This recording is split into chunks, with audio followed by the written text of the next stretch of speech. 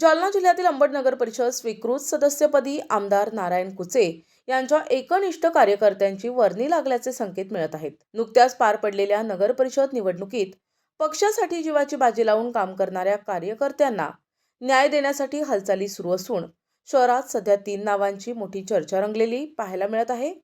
आमदार नारायण कुचे यांचे खंदे समर्थक म्हणून ओळखले जाणारे सुनील भिडे, लक्ष्मण राक्षे, नसीर बागवान या तिघांपैकी दोघांची स्वीकृती सदस्यपदी वर्णी लागण्याची दाट शक्यता वर्तविण्यात येत आहे।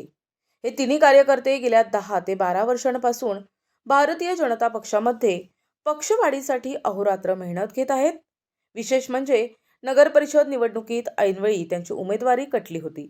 त्यामुळे आता स्वीकृत सदस्य म्हणून त्यांची वर्णी लावून त्यांचे पुनर्वसन केले जाईल अशी चर्चा आहे।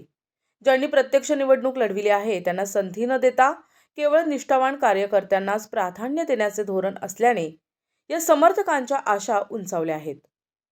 प्रतिनिधी अशोक खरात, NTV न्यूज मराठी, अंबड, जालना।